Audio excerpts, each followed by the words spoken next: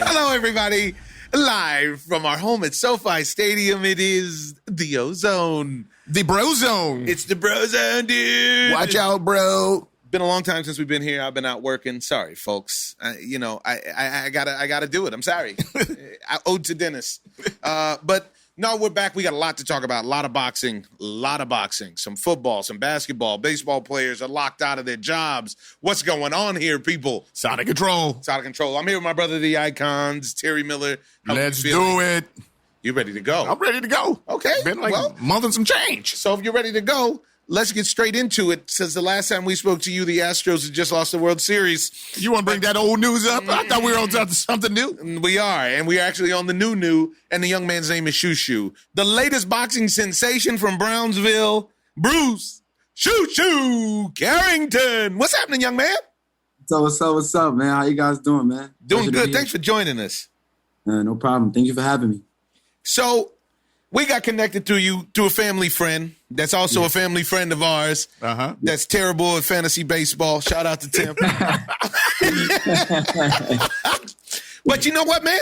I was looking on your Instagram and I just saw we got another friend in common.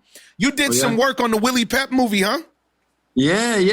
I've done some work. Yeah. So I'm doing some work on a Willie Pep movie, with James Matteo, and it's I can't wait for it to come out. It's gonna be an amazing movie, amazing, whole setup. It's actually my first time actually even being in a movie set like that. Like I have my own documentary, like 30 seconds, but and actually like a movie, first time ever. Yeah, this experience, you know what I'm saying, and something definitely look forward to. How'd you like it? It was a beautiful experience. Like, I mean, I was only on set for about like a week, but they had me like in a small role. So like I'm like a guy basically that's sparring Willie Pep when he's older in age, and and Willie Pep trying to get back into the game, and I'm glad that I got a couple like little shots in myself, like with the camera I got little solo shots and whatever. Like it was a great experience, man. The whole cast is like, you could tell like they're like a big family. Oh yeah. And they got me in there to pull me in, like, I was family. I was in there working with them the whole time. It was a team sport. Yeah. It's a team sport. So the connection is me and Jimmy Matteo, when I first got back from school, I went to school in San Jose. When I first got back to Los Angeles, the first gig I had was a stage play that we did. And it was me and him. And we played athletes on a football team that was a semi-pro football team, and we were both waiting to find out if we made the team, but we were roommates. And the big twist was, Jimmy's size. That's why he's so good at playing an older Willie Pep.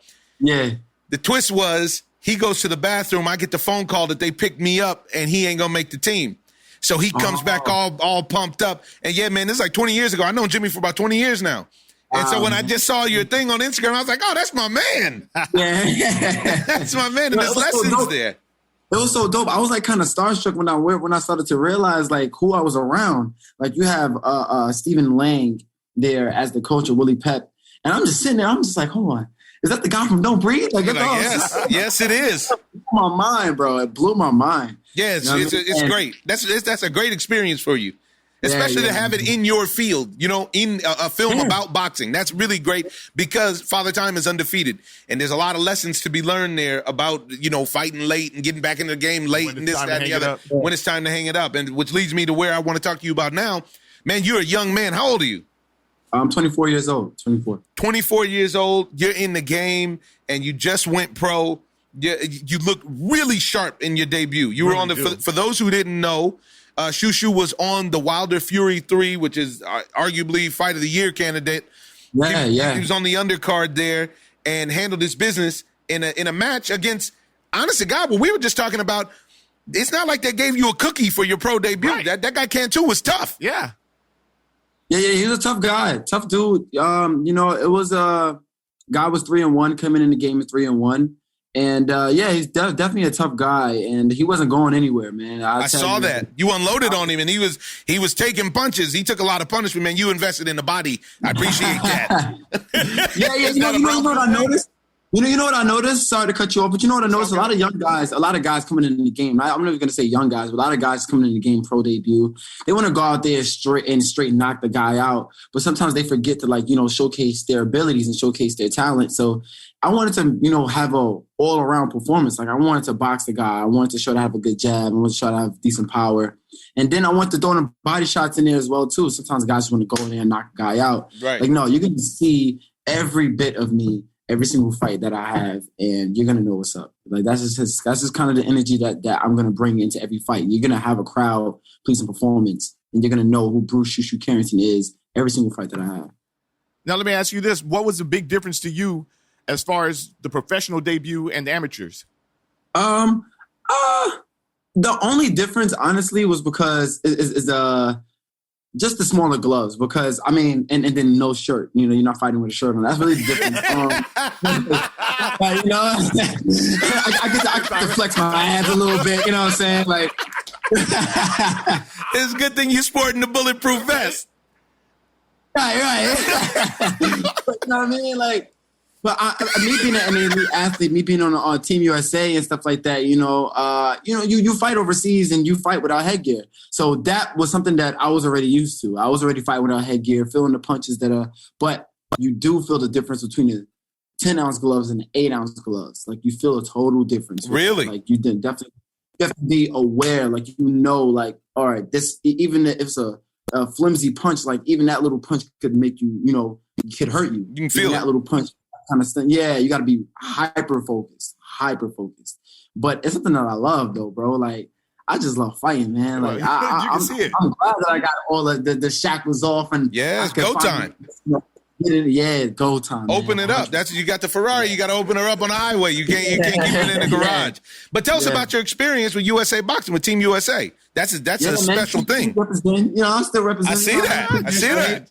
I mean. Of course, them guys have helped me, turn into the boxer that I am right now. They definitely molded me into a better boxer. I remember back in 2016, I was the Olympic alternate for the 2016 team. Like I didn't make the Olympic spot for some complications that I had no power over. Like I tried. I went through all of the the whole process of trying to get on the team, and I still couldn't make it through. But here or there, it was the fact that once I became an alternate, then that's when I finally got hands-on with the head of Team USA.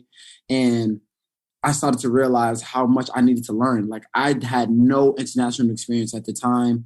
I had, I was still young, 19 years old, and I had a lot of growing to do. And I remember the first time I went to overseas and I fought my first overseas fight, I was thinking about turning pro. I stepped back, humbled myself, and realized that I had a lot of stuff to learn. And in those years coming to 2020, 2021, I was with Team USA and working with them, and then they molded me into a much better fighter and a much more patient fighter, smarter fighter. And I can't thank them enough for that, man, because I'm gonna take that momentum and just take over the pro game from what they've taught me.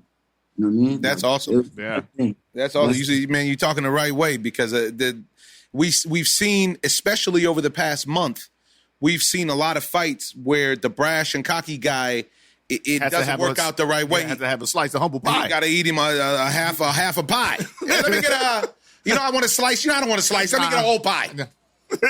And you got guys eating that humble pie, and it's better to eat in advance. I'm not going to say any names, but I've noticed that's been happening recently for the last few. Yes. Right.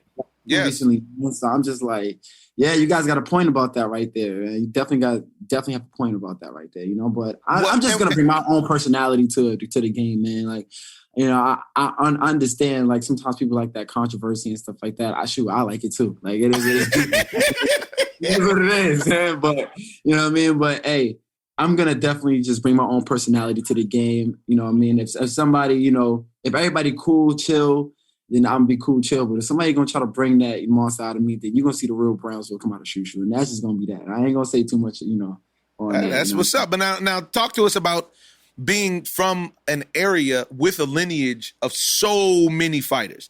Do you get to speak to the guys to the Tysons of the world, the Shannon Briggs of the world, the Riddick Bowes, the Super Judas. You know, you guys have a thorough heavyweight legacy. Talk to me about where you're from and what that did to make you say, hey, I want to do this instead of playing hoops or tennis or baseball or basketball. You know, talk to us about that. Yeah, no, that's crazy because before I started boxing, I definitely wanted to play ball. You know what I'm saying? Like, everybody wanted to play ball around the hood. You know what I mean? So it was just like something. But I've always watched boxing with me and with my dad before I started boxing because obviously Mike Tyson, Riddick Bowe, them guys, like, they're like basically like gods in Brownsville, bro. You know what I mean? So it's like. Well, it's hard to do it bigger than they did it. They did it, you know, they did it the biggest. They did it the biggest. And then you talk about Mike Tyson, man, one of the greatest to ever do it. When you talk about Mayweather, Muhammad Ali, you know you're going to talk about it. You're going to hear Tyson's name come out. Come on. It's like, you know, he's one of the main guys in boxing, period. He's an icon of the world. Oh, absolutely. So it's like for me to, you know, it was just something natural. Like, you know, just coming from there, having that lineage. And you kind of notice that you got to have like a little weight on your shoulders. There's a little pressure, huh? Yeah, it's a little pressure, definitely. But I feel like, you know, the type of person that I am, the type of fighter that I am, that I'm ready for all that. I was lucky to have the, you know, opportunities to chill, like have one-on-ones with Mike Tyson. Like me and Zab Judah are actually really close. Like we're really good friends. He came to my fight, actually, my pro debut in Vegas. Oh, that's awesome. Yeah, Shannon Briggs, another guy, close friends with Shannon Briggs. And, you know, it was just like these guys, they always give me, you know, food for thought. They always give me a lot of pointers and a lot of different things that's going to the next step. Like I was really hands-on with a lot of them guys coming into the pro ranks because, you know, I know I've done great in my success with amateurs, but it's a total different It's a different game. It's a different. This is for the money, literally. Right. Now, this is legacy. This is money. This is your livelihood. This is a career choice now. That's a different animal. Speaking of that, though, you're one of the fighters that trains with your father. Now, we've been seeing a lot of that in the last month. Has been at the top of the list as well. We got a lot of a father and son duos that have been in the mix. We got Vasily Lomachenko and his pops that are fighting this Saturday. Mm-hmm. You got Sean Porter and Kenny, and Sean just retired. You know, you got Teofimo Jr. and Sr. The list goes on and on and on. Now, you got Devin Haney and Bill Haney, the Garcias, you know, but I'm just talking about that just fought within the last month. Right. So now, how do you feel about working with your dad? I mean, your dad's gonna see it, so obviously. I hate it. He tortures me. I hate it now. Oh, that'd be crazy, but that was good. Breaking news. You know, right? No, man, but listen, I'm glad you asked that question because I want this to be put out into the world and so people can see and know this.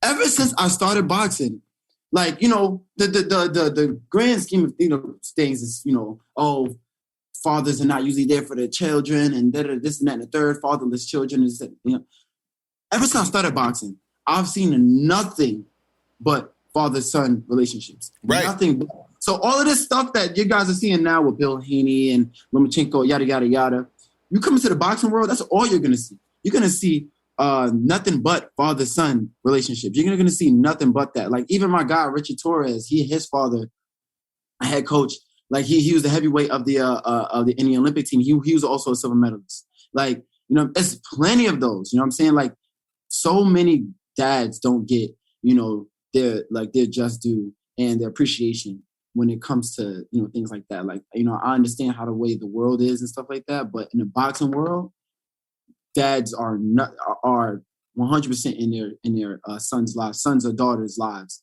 Like they're 100% there. And working with my dad, man, it's like it was the best thing. I honestly don't know where I would be if my dad wasn't here. I honestly don't know if my dad wasn't around. You know what I'm saying? Like, you know, especially growing up in Brownsville. Yeah. Like it's immediately like, you know, you can definitely be a product of your environment. You can definitely be, you know, sucked into, you know, certain things, you know, that can lead you in the wrong direction. My dad, destructive things. He understood at a young age, like he taught me like the better things in life at a young age. Like he had me like traveling to different places and learning other people's struggles and other people's values and had me put in perspective of what I thought was a struggle in comparison to this person that can't even wash with clean water. Like, you know what I'm saying? Like my dad put all of those things in perspective. So, man, and tons of other things more that I can't even get into. Like my dad is 100% like, probably the greatest thing that ever happened to me. God, he blessed me with a dad like him. Kudos Awesome. to Mr. Carrington, and kudos to you as a young man for recognizing that, because there's a lot of young people who don't recognize that. They don't recognize the blessing that they have there. And, we're really big on giving people their flowers while they're here. And that's exactly what it is that you're doing, which is great. But speaking along those lines, now we understand that your family suffered a tragedy, and you have a story about things going the wrong way, about violence, which is plaguing the streets of America without question. And talk to us about that if you don't mind. No. My brother had passed back in November of 2014. It was really tough for us. Definitely tough on me, because he was like the person before. Like when I was growing up, like I always felt like I couldn't really talk to my dad because he's older guy. Yeah. He's your dad. Like, you don't understand what I'm going through. Like, you know what I mean? Yeah. So my brother, like, he was the person that I used to bring all my struggles to, and all the things that, like, I felt like I wasn't confident enough in boxing at the time, and he always put a lot of fuel in me. He always believed in me more than I've even believed in myself. Like you know what I'm saying. And also he had sickle cell anemia since birth.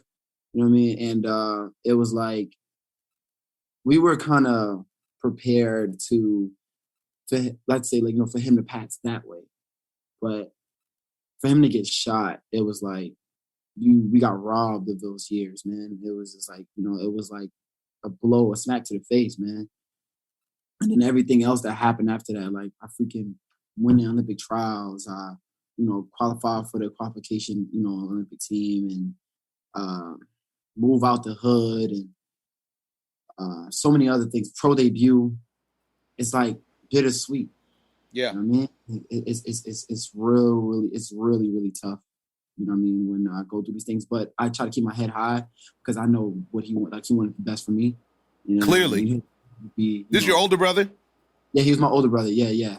I was 17 at the time that he passed, and he was 21. Oh man, condolences, man. Well, you talking to two brothers here, and we grew up in a house full of boys, and one of our brothers passed away, and it's something that you just can't. It's a fraternity that you don't want to be in, right? 100%. Yeah, I don't wish that pain on nobody. Nah, I'm my worst enemy. Like I mean, that's something that you have. You wear that. You got to wear that one. Yeah, like you're forced to. Like, what you gonna do? Like, and it goes nowhere. Yeah. And when you go through something like a murder too, it brings certain demons in your head. You know what I'm saying? That you really gotta fight off. Like, I never in my life. This is my first time even saying this for real, but I never in my life thought about. I never hated anyone, because hate is a strong word. I never hated anyone in my life. I never felt like I could bring myself to hurt someone, or probably like put someone to go through what my brother went through. You know what I'm saying? But those ideas and demons start to come into your head, like you want to do those things. And again, my dad, he was probably the only person that stopped me from wanting to do something and put my career and my life in harm's way. You know what I'm saying? It's just, it's just certain things that you really got to battle through, man. And you got to lean on the faith, man. Right. You really, I'm gonna pray for you guys, but you have to lean on the faith in general. Now, tell me this: is your brother's homicide? Did they solve it? Did they find the person? Yeah, they did. 7 months after they caught the guy, they found him, and now he's in prison. Oh, yeah. Well, at least you guys have some form of closure. Yeah, some form of justice 100%. In some way, and that can take away some of that, that instinct of vengeance. Yes. Yeah, definitely. As long as he's going through something, it's like, it's just crazy. But, my dad, he always, tells me and preaches to me about forgiveness and just pushes that on me. Like, it's for the first few years, like, cause it's 7 years he's been going now. My brother's been going. So it's like, he's been first few years, it was like, I'm not trying to hear that. Like, what you mean forgive? Yeah. Like, I can't forgive somebody for doing that. But, but you got to understand that forgiveness is not for them. It's for you. 100%. 100%. the acceptance of all of that happening, and you actually have to grow through that. It's for you, and that is going to make you, when you heal from that, it's going to make you into a stronger person. You know what I mean? Because besides that, then it's like you taking a poison pill but expecting somebody else to die. Right. Exactly. If you can't bring yourself to that forgiveness and to that space. Right, because that root of bitterness will eat you up. It sure will. And it'll ruin anything which is the job of the enemy. That's what the dark side, that's what the darkness is going for. They're trying to bring you down, for the future. You can achieve what you're supposed to. So that you can't reach your potential that the Lord has for you to move on. Yeah, 100%, man. In life. The moment that I realized that, man, then that's when I like my life changed, and I started to. That's awesome. That's when I made the USA team again. That's when I qualified for the Olympic trial. And I won Olympic trials and everything, and so much has been bestowed upon me, and I just can't thank God enough for that. Man, what an interesting young man. I mean, I was a fan just from watching you fight, and and Tim called and was like, yo, you got to meet my man, blah, blah, blah. Right. But, man, you got your head on straight. I really appreciate you, and I appreciate that. But with that, so with, the future in mind, what's next? Where do we go from here? I mean, you are in a division that is stacked, homeboy, and I'm happy that you're sharp, because you're going to need every tool in the toolbox, because there's some serious competition at 126. What do you think is the move? What do you got in mind? Right now, I'm just trying to. The first thing that I want to do is just get a belt in the division. I want to get the belt, maybe even multiple, before I plan on moving up. And then, I just want to continue to just, make my legacy by, just being the best of the best. I'm not the type of guy that duck and dodge from nobody. You know what I mean? Like, that doesn't seem like the Brownsville way. I don't think they let you around the way that way. And there's a lot of that going on nowadays. A lot of ducking. And I got a feeling you may be the victim of it soon. I got a feeling people ain't going to really want to fight you like that. Yeah, from what I've seen, yeah. Listen, man, the slogan from Brownsville is Brownsville never ran, never will. And I am that. I am Brownsville. Brownsville is me. And that's why I go with strongly, man, for real. So, I just want to, make sure I move my career right. You know what I mean? When the right fight is supposed to happen, it'll happen. Yeah. You know what I mean? But I'm not ducking dodging nobody, and I'm ready to fight anybody that I need to fight in order to be named the best. Because you know what I'm saying? Like, Brooklyn go hard. I see you, man. I see. I ain't mad at you. So tell the people, man. Tell the people where they can find you. We're gonna put your, on the interview. We'll put the your handles up. But tell the people where they can find you if they're listening on audio, so they can hear more about you, learn more about you, watch your documentary. You're an interesting person, and your family's very interesting. So talk to where do people find you on social media? So you guys can find me on Instagram on Bruce_Carrington. My Twitter is B_Carrington1. My Facebook, Bruce Carrington Jr.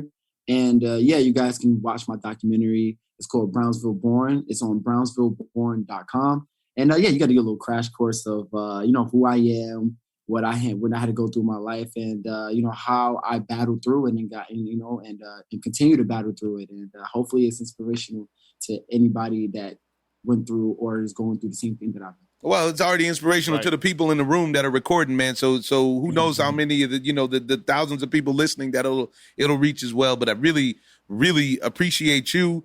Thank you, man. Stay on that track. You got your head on straight, and I can't wait to hear the announcements. The next time you fight, I'm gonna keep my eyes peeled. 100%. I appreciate you guys for having me. It's an honor. By the way, big fan of you, man. Definitely a big fan of you. What about me?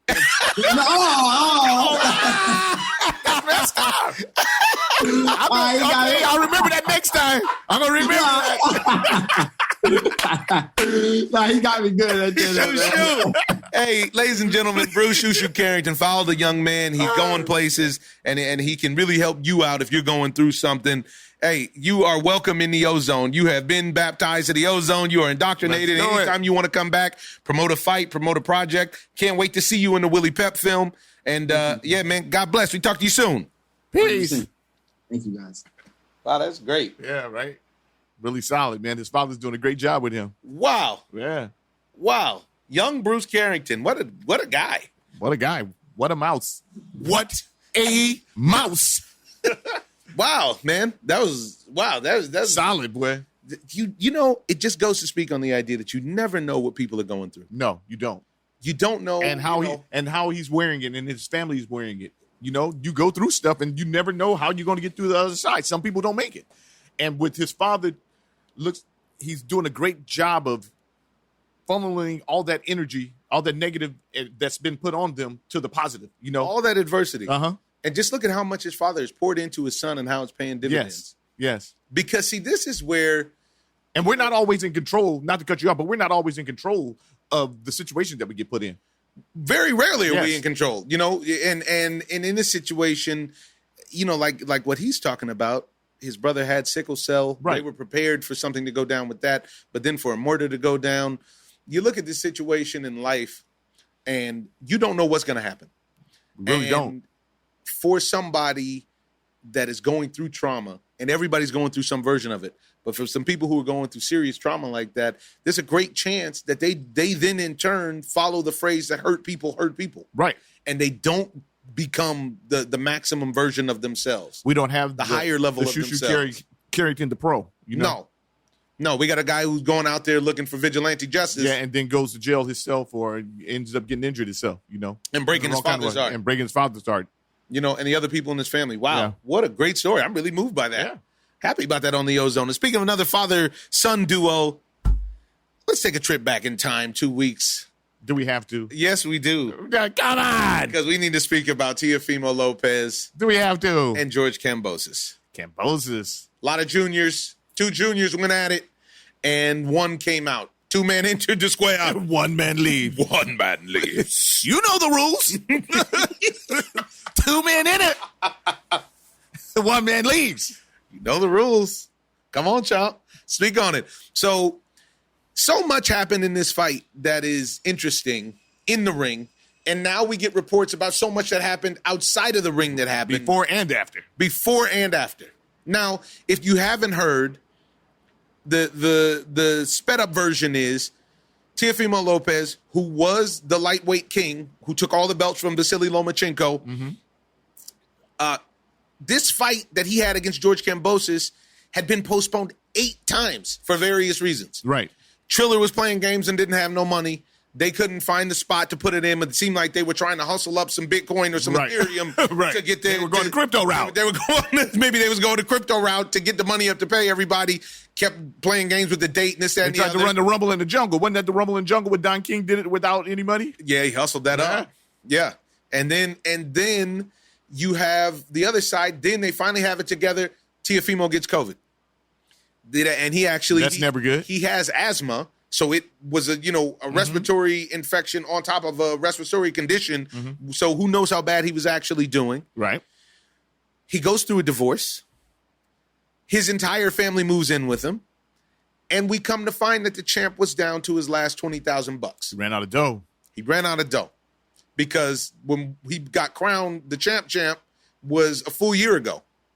And for COVID people kicked in. who don't know, running into money is actually easier than running out of money. Right. Because you can run out of money really fast. It's way easier to find some cheese than to hold some cheese. Quickness. So what that seems to have led to, and I'm not making, I'm all I'm doing is laying out the timeline here. I'm not, lay down. I'm not, yeah, I'm lay not down. making any. Lay down, brother. Okay. I'm not making any, I'm laying it down. Yeah, I'm not making any excuses or anything like that. But all of those things led Teofimo to come out and say, hey, I don't have a fight date. I can't afford to have a nutritionist and my strength and conditioning person on the payroll without a date. I don't actually have a date. So what does he do? He goes and does his weight cut, which he's already made it clear it's hard for him to make 35. He's a big 35, which is one of the reasons why he's so dominant at that weight. Mm-hmm. He makes his weight cut on his own, a la a lot of people on YouTube and people that we know that have done it ended up in the hospital. Right. Instead, he ended up not replenishing properly, ended up with a swollen neck, air in his chest, and we come to find after the fight was fighting, with the potential of actually dying in the ring, and not just from a punch, but from his condition. From the condition. From the pre-existing condition that he probably created. Which then goes to actually make a lot more sense as to why he comes out in the first round with reckless abandon He actually comes out in the first round and seems like all he wants to do is knock Kambosos out. That was already in his mind, though. He had been talking about that from square one, from jump. He was going to put it on. He was out of money from square one, yeah, so I don't think, you know. But that make you go crazy anyway. Do we see that? Make you go buck. But the thing of it is, that was before his money was funny and his change was strange. And change was strange. He already wanted to put it on him, and Kambosos had already pushed his buttons. They had a bad game plan. That's the bottom line. They had a terrible game. Bad game plan. Where you little involuntary Carlito.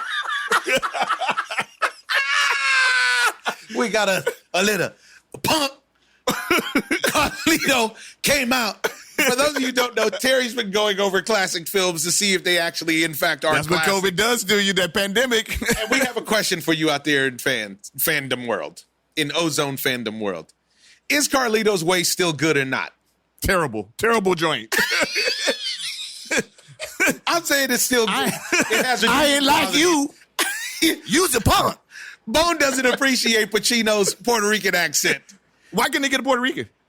Because Al Pacino's the reason they fund the movie. That's why. Doesn't make it good. I mean, they got him. They got over it. It's not good. You didn't like his Cuban work when he was Scarface? I didn't. I went over it. It's terrible. Manolo. And no, I never liked that man. I never liked him. What he do to your good friend? My good friend Angel Hernandez. Angel Hernandez. The same, he should be Angel Hernandez. The umpire. Don't. So, Scarface, as you know, has a bunch of non-Latinos playing Latinos. Top Terrible. Soup to nuts. Almost soup to nuts. Stephen Bauer is a Latino. No, he's not. Yeah, he is. His name is. Yeah, he is a Latino. I don't think Stephen. Yeah, Stephen Bauer is a Latino. He just changed to Bauer to fit in Hollywood. He assimilated. He played too much. That's even worse. He had to do what he had to do, champ. It's even worse. Your last name isn't Miller? It's not? No, brother. Your name is Terry X. Anyways, you guys tell us, is Carlito's Way still on or not? I'm saying it's still good. It doesn't stand the test of time, champ. It doesn't hold up. Does not hold up. Anyways, you said they got a bad plan. Had a bad plan. Terrible plan. And then when you listen to his father give him tutelage in the corner, get this man out of here, man. Let's get out of here.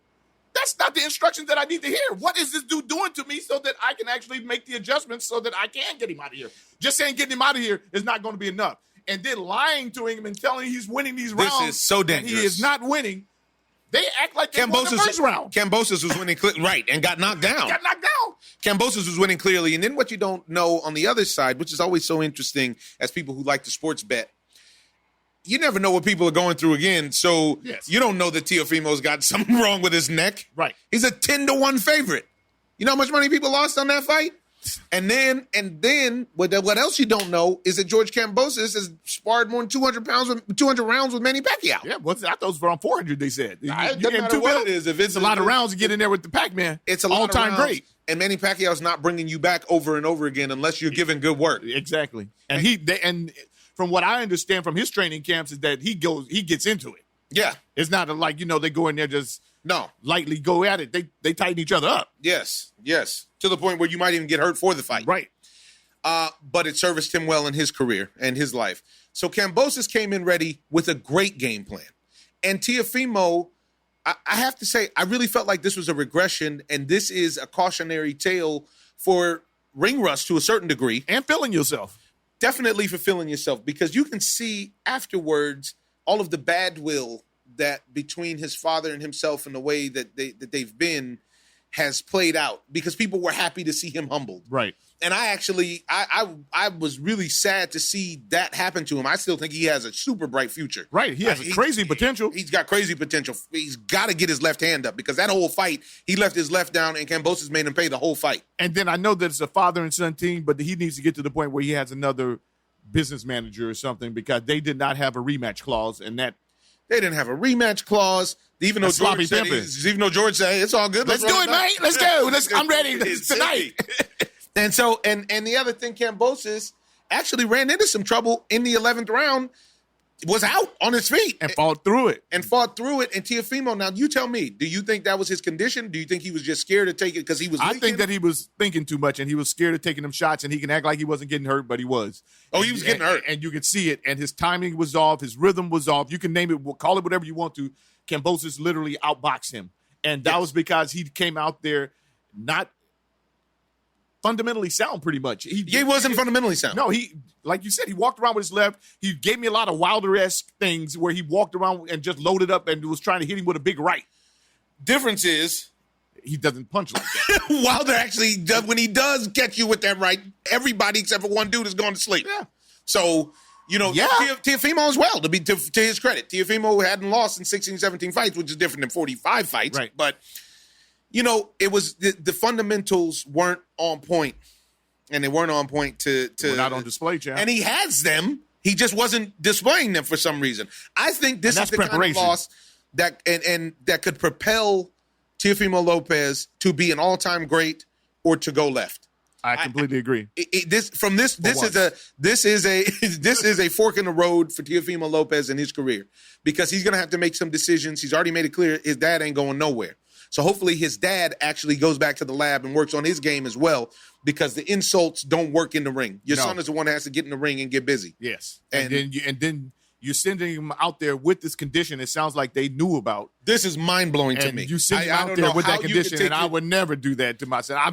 We would just have to work off the 20 and see what we can do. Try to flip it on some crypto, Got to do something. I mean, something. And this is what Can't they put said. You out there with. They said when he went out, when they went to replenish at Carmine's, that's when Teofimo was doing bad and his neck swelled up. And that was with his dad and with the team. I don't know how you send your kid out there like that when we're even seeing now people being upset about Kenny stopping the fight with Sean, and we'll get to that. But when you listen to the clips afterwards, Kenny is like, "Hey man, I didn't want him to fight anyways. Yeah, I never wanted that. It was actually easy for me to throw the towel. Yeah, and I wasn't mad at him either because I know that he literally does not want to see his son get pummeled, hurt, or whatever. Even though Sean wasn't hurt at that point. No. But he said it was about where it was going. We'll see. We'll speak on that fight. Yeah. We'll speak on that fight. But with this Teofimo Lopez to put the button on it, it really what actually becomes unfortunate to me is after the fight, he really lost a lot of fans. That sore loser. He was being a hypocrite. It's the same thing he got on Wilder and a few other Wilder's helmet about it. And then he went in. He did the same thing. And Wilder actually didn't do it in the ring. No. Wilder didn't do it until afterwards. I mean, and you're interrupting this guy's moment, who's Kambosos, who just got all the belts and the dub. And you come on, man, you know that's fake. He looked bad. You look bad. You're leaking. You look like, you need medical attention out there. Now, he's concussed, definitely. Without question. He's in the ring concussed. His father has been telling him that he's winning, and he's not. So for myself, I'm thinking to myself, he's believing what his father told him, although it's not actually factual. Oh, he believes his father. Yeah, completely. As most people do. But as a fighter should, he's believing, his trainer. And usually what happens. Why it's so important for the trainer to give you good advice. Right. And usually what happens if you're in a bad situation, if you watch most of the fighters and the trainers, they'll say, "You're in trouble. You need a knockout. You need this." Yes. We didn't get that. Even a guy like Floyd Mayweather off to the side will tell you that. He's not even in the corner. You don't want me to lie to you? Do you? You want the truth from me. I'm just saying you down on the unofficial, Tank. You down. So now we're seeing a situation where, once again, boxing could benefit from open scoring. Why we need it to be a secret. It's the only sport that we got where nobody knows the score until the game is over. But the thing of it is that I have prime for corruption. I haven't seen too many times that they've gotten it wrong as of late. No, I have to say that I feel good about where the judges have been lately. Right. Which takes us to our next fight. Let's talk about another father-son duo. A really tough test for Devin Haney and his dad, Bill Haney, his coach, was Jojo Diaz. Now, I watched Jojo beat Tevin Farmer in Miami. Mm-hmm. And I was really surprised because I picked Tevin Farmer and Jojo beat him. And Jojo is tough in general. Right. Jojo's a really tough Golden Boy fighter, tough LA dude, really solid guy. Good father. And he came in that fight, and to be honest, Devin Haney punished him. After the first round, he was lumped up. Now, Haney wins the fight, I had it like 9-3, I want to say, something like that. I thought Haney dominated the fight, maybe 8-4, 9-3, something to that effect. And you go online, and the casuals and everybody seems to have a serious problem with Devin Haney. And I don't know if it's because Devin Haney is, clearly a practicing Muslim and he's praying before the fights, or he's with his dad and they're not necessarily, as controversial, if you will.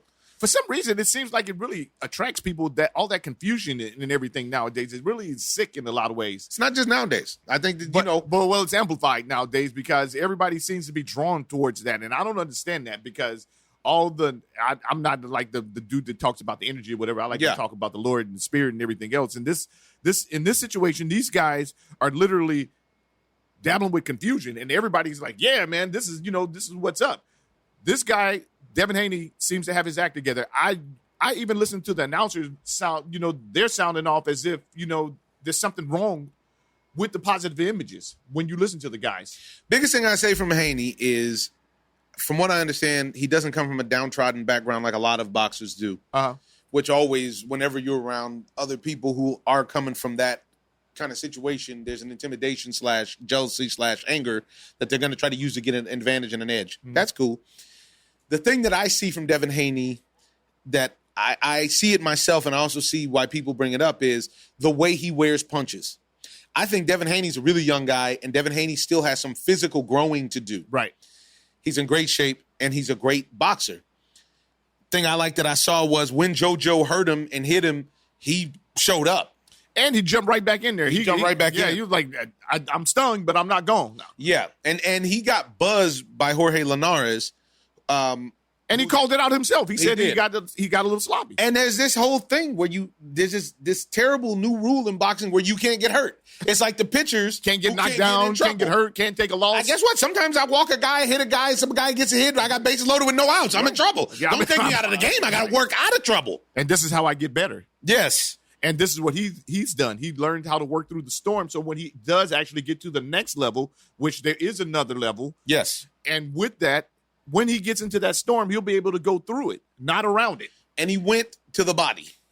And that body work actually saved him from being in further trouble. Exactly. Because when JoJo actually did touch him, it wasn't anywhere near as powerful as it would have been had JoJo's body not been getting punished the whole. And he dominated the fight. Oh, he dominated the fight. I think he definitely dominated the fight. I'm interested to see where he goes next. Kambosos, to his credit, after his dub, Kambosos went on tour and he's trying to get paid. Right. And he's scouting everybody out. He's at everybody. He's at every fight. He was at JoJo and Haney. Then he's at Tank and Cruz. Mm-hmm.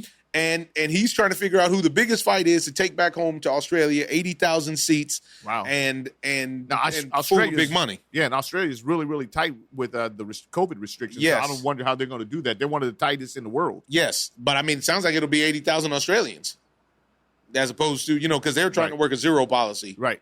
And keep the virus completely out. Yeah, keep the doors closed.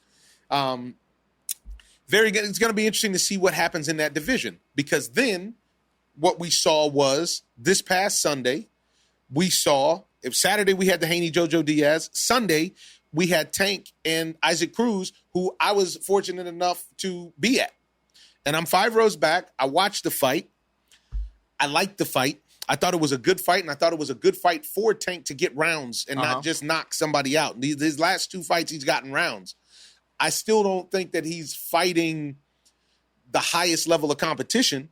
This kid Pitbull Cruz came to win, though. He didn't come to roll over, and he was very adamant about how the fight and the money from the fight is going to change his life and his family's life. I sat behind his brother, and his brother was going nuts, which was cool. But in the section that I was in, you had Carmelo Anthony, Kevin Garnett, Paul Pierce, Magic Johnson. You had Kenny Smith, Zab Judah, Rick Gonzalez, you name it. Jeff Beecher was there. Dude, the beach. Come on. We got everybody in the house. Now, what's interesting is in that fight, I had that kid actually either with a draw or with that kid winning. I wouldn't have been mad at a draw, but I actually thought Tank might have edged it a little bit. Tank is a champ, so I'm not mad. I don't think that there was a robbery that went on or anything. No. I'm not saying and I never really saw Tank in trouble. He got buzzed a couple of times. He got buzzed quite a few times. Yeah, but he buzzed him as well. Yep. We're buzzed, dude. What are you dude, doing? Miller Lite, bro. a 24 pack. Got to take a whiz.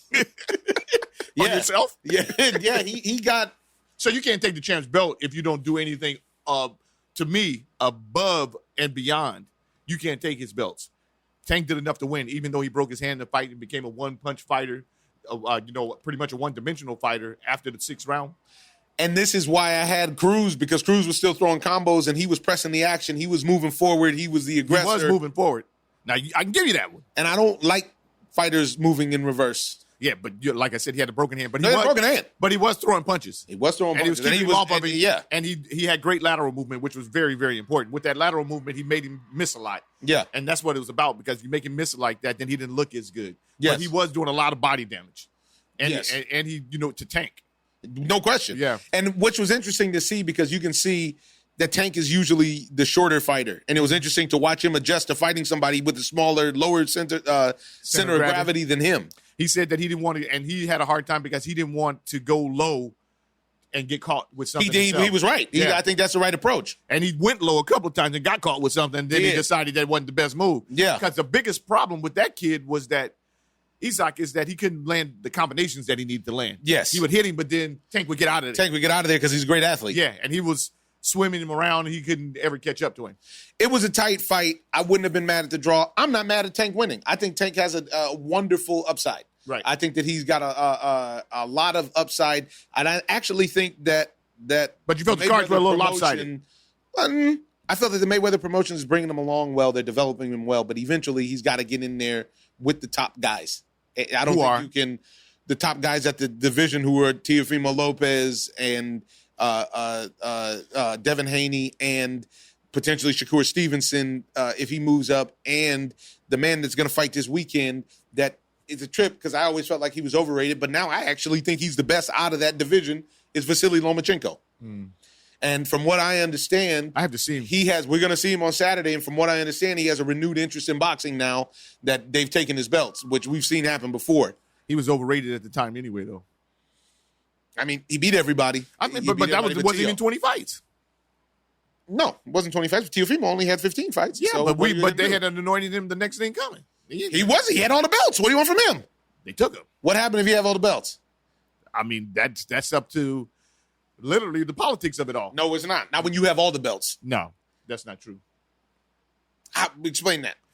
For the simple fact is that we know that the belts don't show actually the caliber of fighter that you are nowadays, because the belts are literally up for grabs. Because now we're talking about a guy like Canelo, who literally can jump rank and go to cruiserweight to challenge somebody for a belt. And he's belt chasing, but he's not fighter chasing. There's a big difference, because you want to go for the best fighters, which actually then brings out the best in you and the best for the fans. But he's actually just going after the belts to secure his legacy.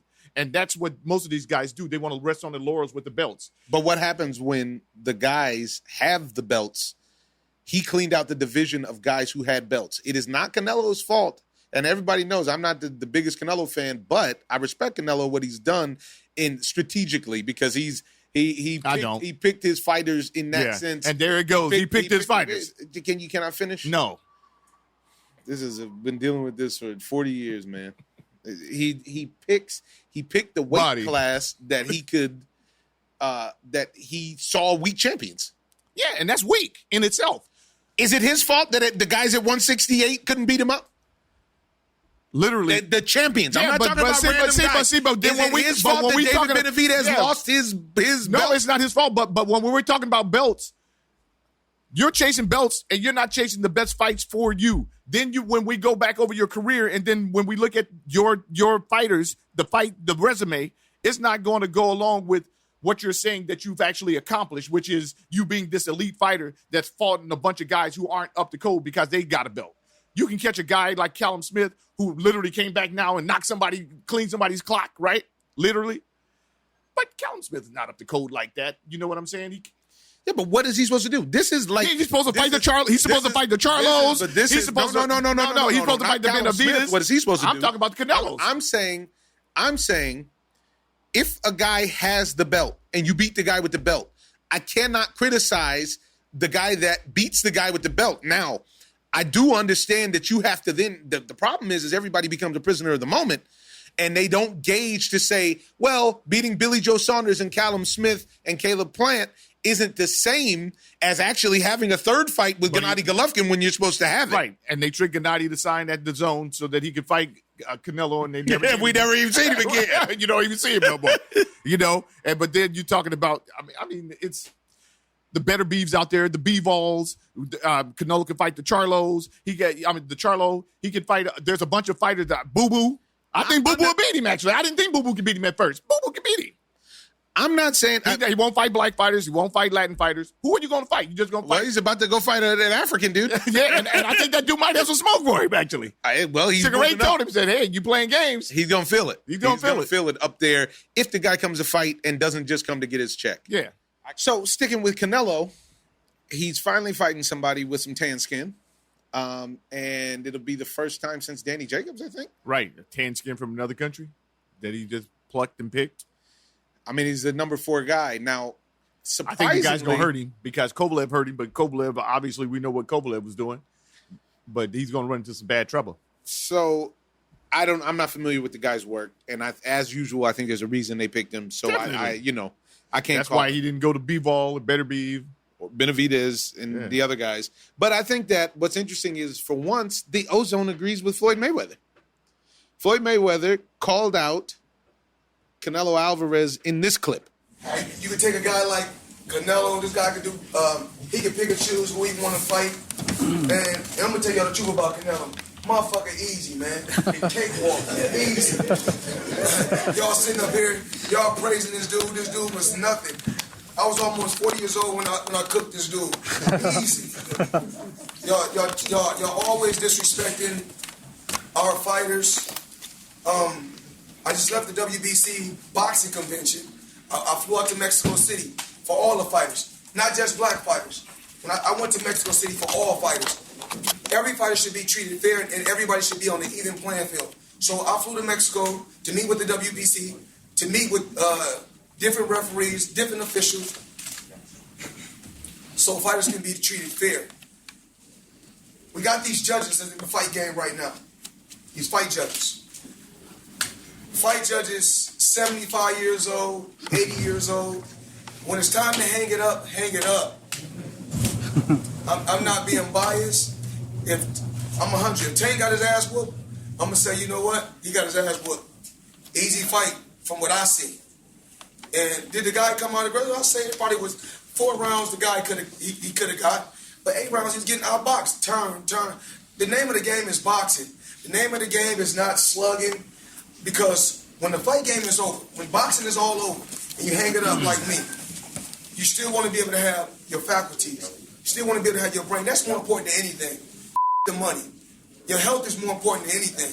The name of the game is to hit and not get hit. And I was the best at doing it, and I'm going to continue to teach these young fighters. The name of the game is to dish it out and not take it. And then when your career is over, take your money, invest it right, so you can have something. These people don't give a about these people don't give a about us. And y'all gonna know that once your career is over. When Muhammad Ali was in the fight game, he was at the top of his game kicking their ass, they hated him. When he can barely walk and talk, that's when they love him. Yeah. See, me, they don't like me because I'm a straight shooter. And I was able to become my own boss. At the end of the day, I don't never want to hear nobody talking about, well, Mayweather Promotions, they don't have these many fighters. I don't never want to hear y'all saying y'all working with Al Heyman, but y'all not working with Floyd Mayweather. If you're working with Floyd Mayweather, you work with Al Heyman. You work with Al Heyman, you working with Floyd Mayweather, because we won. So, I'm going to continue to tell Tank, go out there, be the best that you can be, fight, and be smart. Now, what we hear there is Floyd talking about cooking him when he's nearly 40 years old. He cooked his bugs. But he's telling the truth in one sense, and he's a hypocrite in another sense. Because he cherry-picked as well. He did the same thing. That's where his record is so nasty that he went and got Conor McGregor on his record. That's how weak that is. But he fought real guys. But Conor McGregor should never be on his real resume. On his real resume. Not his exhibition resume, his real resume. But, you know, like I've always maintained, Floyd Mayweather was a monster at 35 and you know, great defense at 40. jumping to 47 was when he turned into Money May. I would say after the Oscar De La Hoya fight was when the perspective seemed like it changed. Still has great fighters on their resume. If you take a fine-tooth comb, you can see that it was at different times, but it was in tough fights. Yeah, but Mayweather is doing – everybody's following his pattern. That's exactly it. He's established. And it seems like it bothers him now, which is amazing how life works in that sense. Right, because he literally was picking his opponents at the right time. He fought Canelo at the right time. He fights all of his guys at the right time, either at the end of their career or when they're not in their prime. He could have fought Pacquiao in his prime. He made sure that he did not. And when Pacquiao was injured, and he made sure that Pacquiao could not take care of whatever he needed. There's a couple fights that he took that I was actually surprised that he took, like the Cotto fight. He did his thing in the Cotto fight. That was actually may have been, to me, one of his better performances. Yes. He's beaten some guys legitimately. Yeah, he's beaten real guys. There's no question about it. But he's also cherry picked at times, and this seems to be especially at the end of his career of being the champ, which shouldn't be a benefit. Well, that's the thing that he made up once again. The A side. Now everybody runs around talking about I'm the A side. He's the B side, and it's kudos to him for his business acumen. It didn't help the sport. No, it did not help the sport. And I agree with him as well. Is that it's about hitting and not being hit. It's not. It's not about sitting there taking punishment. Not taking no punishment. And also, he touched on something else that was really important about these old judges. Yeah, retire, man. You did your thing. Because we saw the judges backstage a lot of times, and they were literally on oxygen tanks. They're on oxygen tanks and walkers, and they are not accountable to anyone. No. And that's not acceptable. It's not acceptable because they don't have to, since they're not accountable, they never have to answer why they scored a fight a specific way. That's exactly it. Which leads you to believe that is not on the up and up. Exactly.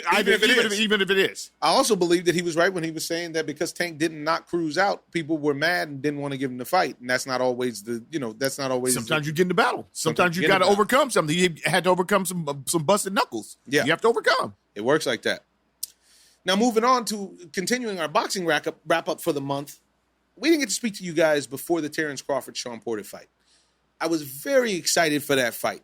Because, were you? Yeah, because I really wanted Crawford to show his skill at 47 because Sean is by far the best person on his resume at 47.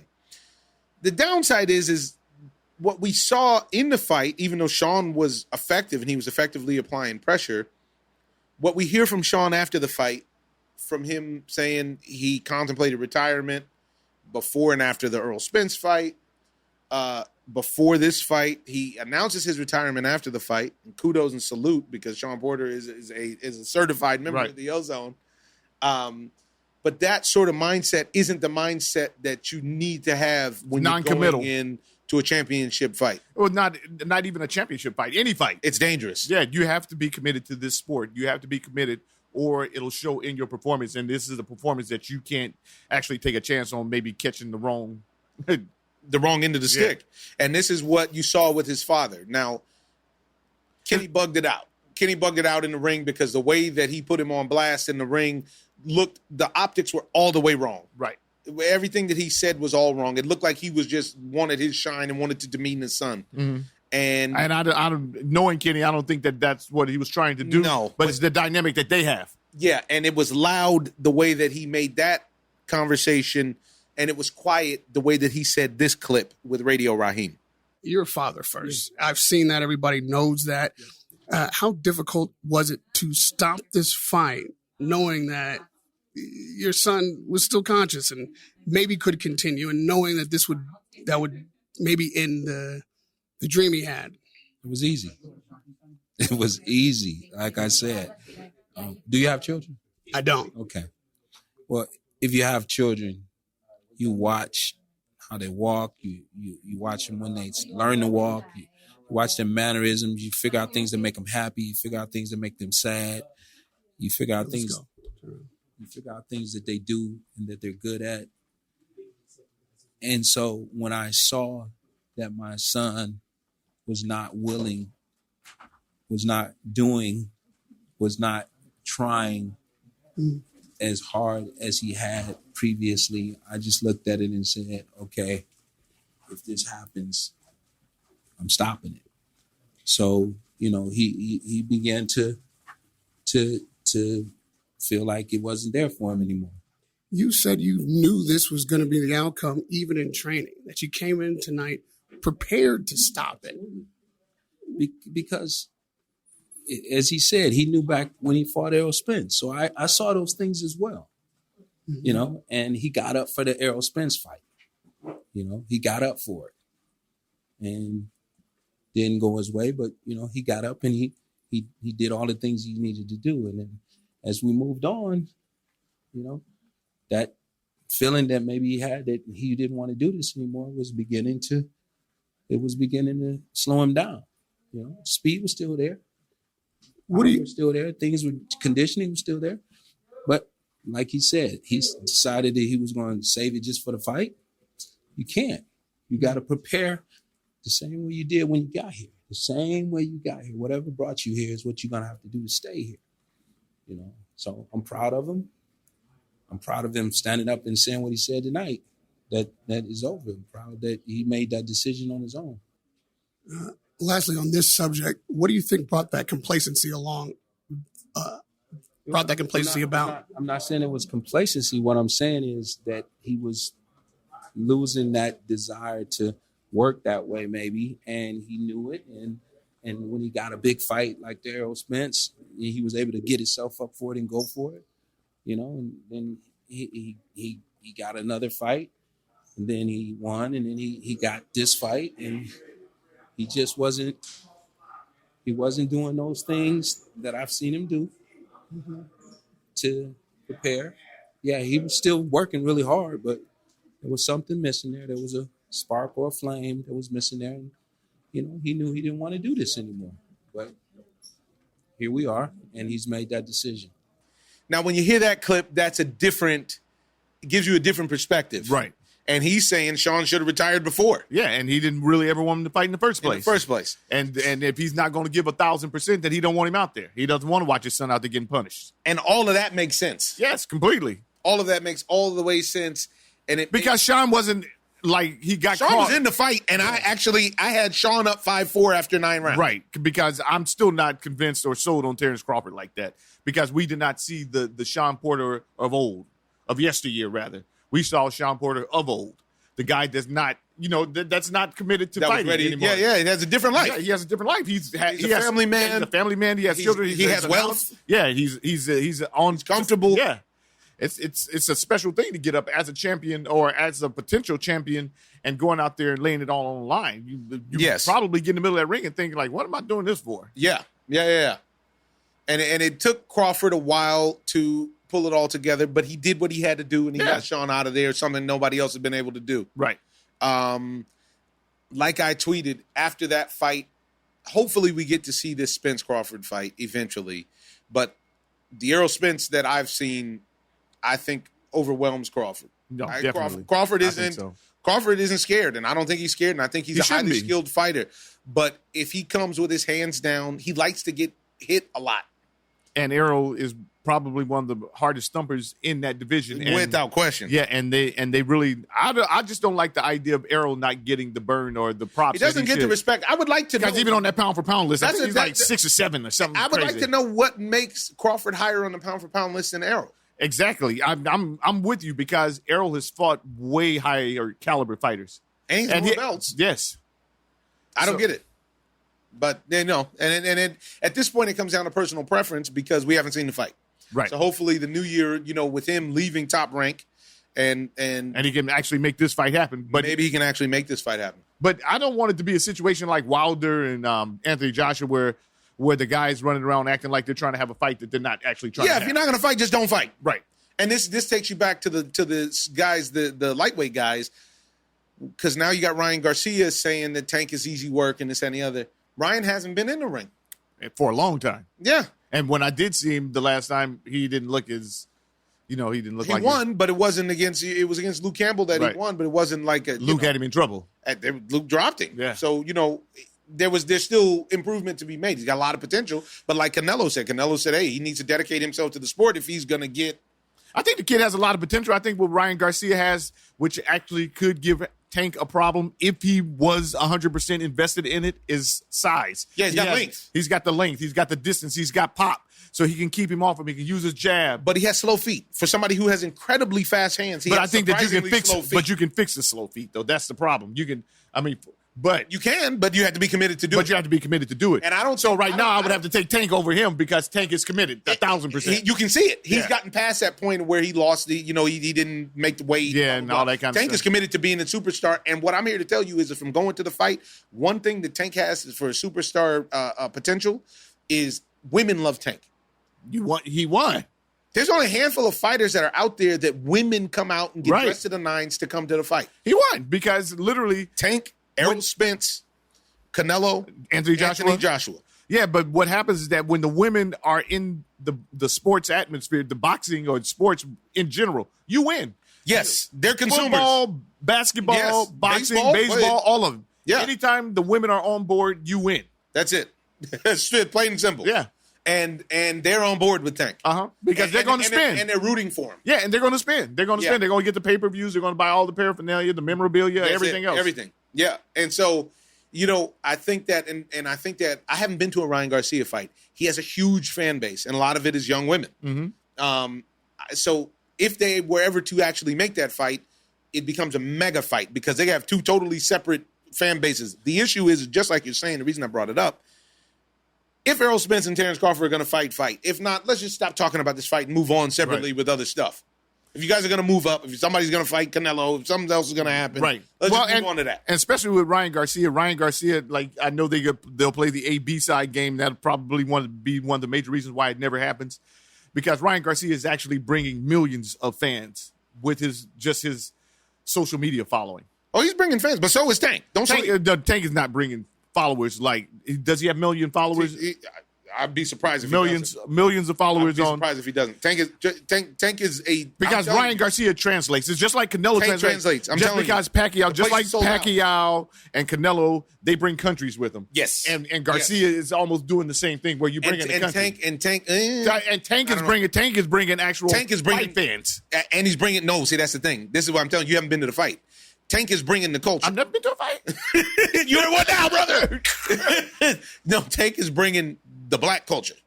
Yeah. Just like how it was when you go to Floyd Mayweather fights and people came out. But people came out for Floyd, but people are not coming out for Tank like they come out for Floyd. No, I didn't say that. Yeah, but you insinuate. But no, I didn't. What the point is that there is a group of people, primarily black people and black fans, where Tank is selling out 20,000-seat arenas. That's a big deal. That is a really big deal. But can he sell the pay-per-view? That's what I'm talking about. Ryan Garcia is going to get the people to buy the pay-per-view. Has Ryan Garcia sold any pay-per-view? Has he been on pay-per-view? So you're making an argument. I can't say that. Because I'm saying when it comes to social media, that doesn't translate into movies. Just like a guy's got 1 million followers doesn't mean 1 million people buy that ticket. But this is how the polls are getting over, because they do translate. They do translate. Yeah, and Ryan Garcia's got that kind of following. I don't know. But I know he's got a following. I'm not saying that he doesn't. I just think that they don't put him in a situation, but they don't put him in a situation as a fighter they haven't used that yet as a tool, but we know that it's potentially there. Most of his people that are following and most of the people that are following him from social media, not because his boxing acumen. He's not like I agree. I'm not saying any of that. What I'm saying is he doesn't have the track record of those sales because he hasn't had pay-per-view. Have you paid for a Ryan Garcia fight? You know what? You can't. I mean, this is what I'm saying. I'm not paying for a Ryan Garcia fight because Ryan Garcia is not fighting anybody. There's that. But what I'm saying is that Ryan Garcia's last fight was not a pay-per-view fight, I don't believe. I think it was on DAZN. Yeah. So he's on that. But this is what I'm saying. Tank is doing pay-per-view in the traditional sense. And he's selling out Atlanta. He's selling out Baltimore. He just sold out Los Angeles. It's saying something. I'm not saying that I'm just going to do big numbers if they fight each other. I believe that Ryan Garcia is bringing the crowd more so than Tank. I don't. I think that Tank is bringing the boxing purists. The allegiance of the boxers, and Ryan Garcia is more across the board. He's bringing in all the. I don't think so. Personally, I do because what I saw at the fight as well was that there's a celebrity component that definitely is more interested in Tank. I mean, everybody was at the fight, man. One of the things that Tank does is put people to sleep, and everybody like that. Everybody likes my pillow. Yeah, especially me. Yeah, they do. They really do.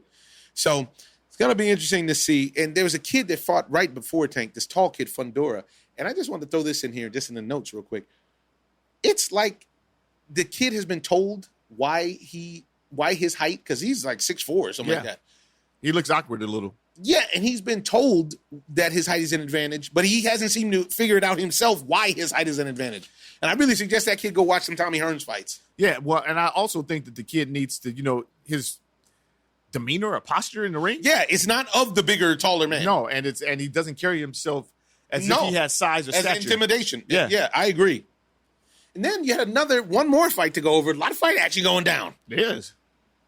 That is also a potential fight of the year, which was the Brandon Figueroa-Stephen Fulton Jr. fight, which, again, you had a father and son situation where Fulton's father gave him great instruction in the corner, because Brandon Figueroa was all over him.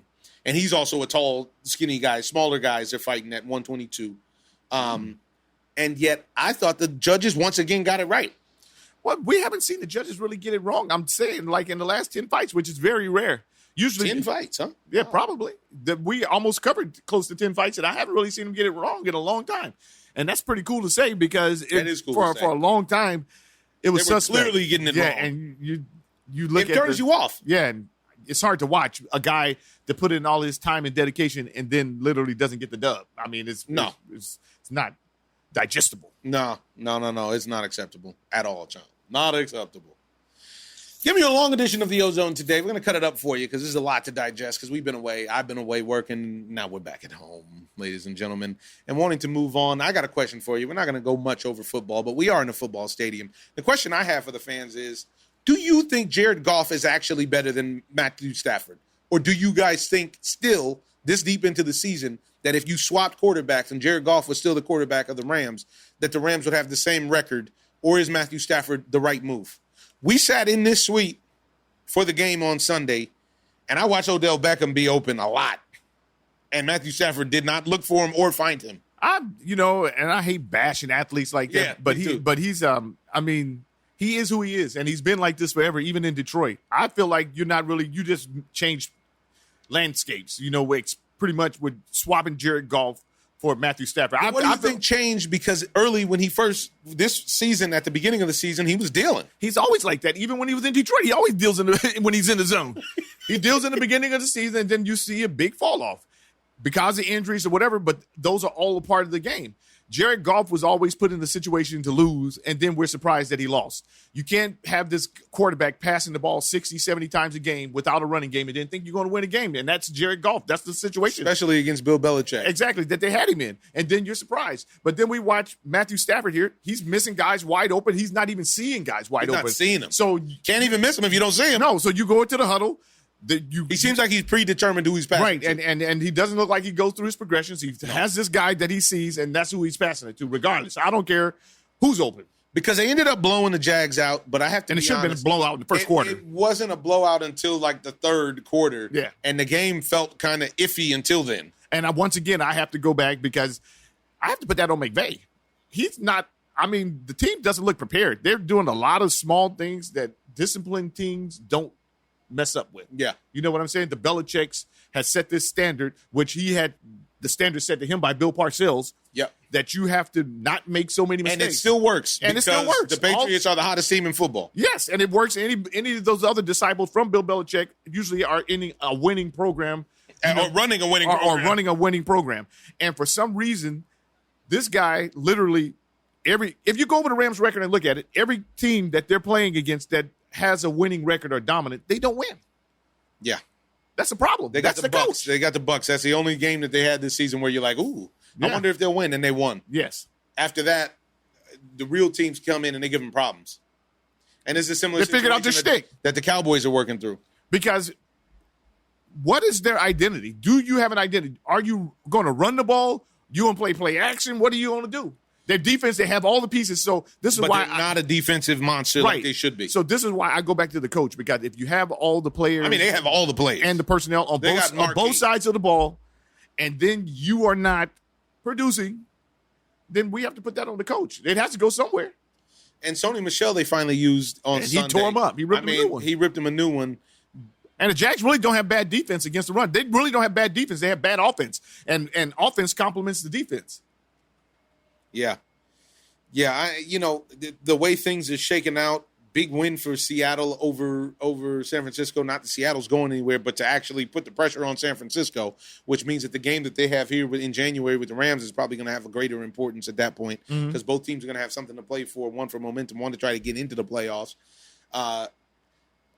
The Ravens don't look as good as they should look, which is crazy. Not really.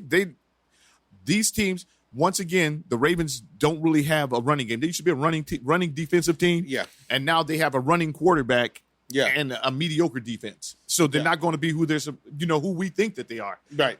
Or who was still romancing that they were before. Yes, because now if you put this thing, do it some kind of QB contain, a spy or watch, okay, let him run a little bit. He runs, he gets his yards, but then you never convert And that he's throwing picks. Yeah, and you never Lots of convert that into touchdowns.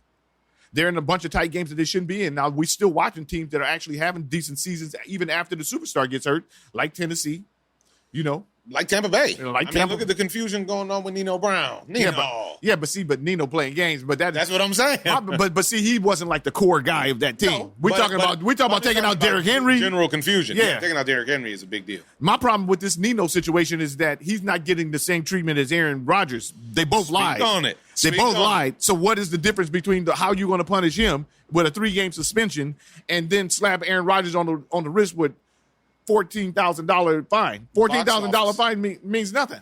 I mean, okay, dude, you're fined $14,000 from the Ozone. it doesn't mean anything to. It might not mean nothing. Just damn. I think that the big thing that they're trying to lean on is that Antonio Brown falsified a government document. Well, that's between him and the government. I was just about to say both of them have misrepresented their vaccination status. Yeah, to their teams, to their teams, to the league, public. And they are showing their selfishness in that. They're willing to hurt the team, the league, and everything else. Where the value lies, and the value league lies with them with Aaron Rodgers. Yes, which is very interesting. Which is not right because that's the NFL. Yeah, that's because you can't say that what Nino has done is that much worse than Aaron Rodgers. I feel more slighted by what Aaron Rodgers has done more than Nino. I really do, because he lied to his teammates, and then he went into the public and I'm immunized. Immunized, played wordplay on you. Want a little wordplay? You want to play with something? Let's go. Come on, man. Yeah, you're not being right. You're not right at the core as a person. No. You know what I'm saying? And I agree, I'm just saying that they both should have to pay the exact same penalty. I hear what you're saying, Chuck. I hear what you're saying. Who you like for the Super Bowl at this point? The Arizona Cardinals, definitely. Yeah. And honestly, Bill Belichick, look, he's trying to make some noise. The Patriots. Last night, Bill Belichick just stuffed the ball down Buffalo's throat and locked them up. They threw the ball 3 times. That's it. I don't need to throw I'm running it back. I'm running back. You can't stop it. Yeah. And he understands defense more so, and he can control the pace of the game. He can go against a Patrick Mahomes and everything. Keep the mistakes down to a minimum, and keep the ball out of his hands. And keep the ball out of their hands. And you can win like that. It's always been the only thing that they have to worry about is just making a mistake, and a team like a Kansas City capitalize on it. But I think that you can beat a Kansas City like that.